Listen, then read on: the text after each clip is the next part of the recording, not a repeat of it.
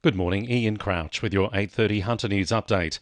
The federal government has left the door open for possible buybacks of properties in the Williamtown PFAS red zone, but has stopped short of making a firm commitment.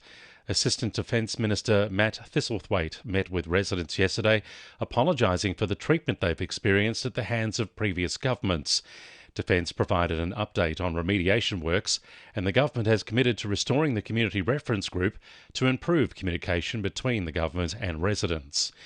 Hunter Labor MPs are labelling the state government's backflip on speed camera signs as a victory for common sense. Newcastle MP Tim Crackenthorpe led the charge to have the early warning signs returned when they were scrapped 2 years ago. From January, mobile speed camera contractors will have to use warning signs before and after their roadside vehicles. Shadow Roads Minister John Graham says there was little support for the policy. It was also former Roads Minister Duncan Gay who called on the government to make this change, a report of the Parliament calling on the government to look at this. Finally, some common sense. We're not sure what has taken this long. Two Nationals MPs are reportedly considering crossing the floor of state parliament to support a bill to allow Newcastle Port to operate as a competitive container terminal. The bill by Lake Macquarie MP Greg Piper would remove restrictions imposed on the port during its privatisation. Upper Hunter MP Dave Lazell told the Sydney Morning Herald he'd need to see the detail, but says it's of vital importance for the region. Northern Tablelands MP Adam Marshall says it would be a significant boost for local farmers. Cessnock Council is asking residents to have their say on proposals to amend its local environmental plan. The amendments would affect what developments are allowed in rural and village zones, as well as how rural zones are applied. Mayor Jay Savall says community feedback is vital. I would encourage everyone to go onto Council's website, together.cessnock.nsw.gov.au, check out the plans and have your say so that these plans are your views for the future of our city. Port Stephens Council will consider a notice of motion tonight calling for more health facilities in the local government area. Councillor Leah Anderson says the area is served by one hospital and 23 GPs, with 827 patients for every doctor in the LGA. She says with 25% of the population over 65, there's an increasing demand for health services.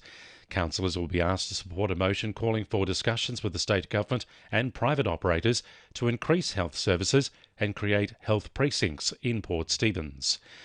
A team will set off on a 7-day trek across Costa Rica this Friday to raise money for Hunter researchers hoping to prevent preterm births. The Hunter Medical Research Institute launched its own branch of the Born Initiative a few years ago. Founder and former Wallaby captain Dean Mumm lost 4 children because they were born prematurely.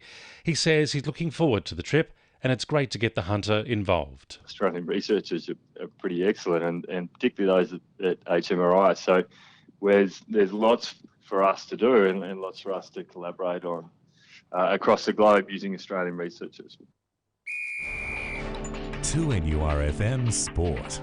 Jets teenager Archie Goodwin is set to spearhead the under-20s young Socceroos as they travel to Kuwait for the Asian Youth Cup qualifiers. It comes after the 17-year-old made his international debut last month in the Costa Clyde Super Cup in Spain. Elsewhere, the Edgeworth Eagles have replaced one former A-League star with another. Jacob Pepper has signed for the club to replace Jeremy Brockie as he retires to focus on his junior academy.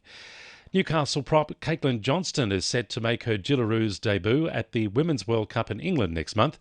She'll line up alongside Parramatta's Kennedy Cherrington just a month after beating her in the NRLW Grand Final. Yasmin Clydesdale will also join the 21-year-old at the tournament. And Merriweather wheelchair athlete Christy Dawes is heading to the New York Marathon full of confidence after finishing 6th in the Chicago event yesterday. It was her second consecutive top 10 finish, coming 10th in London last week. And the winning numbers in Monday Lotto are 16, 17, 18, 29, 32 and 34, and the supplementaries are 7 and 26. And now you're up to date with the latest 2NURFM Hunter News.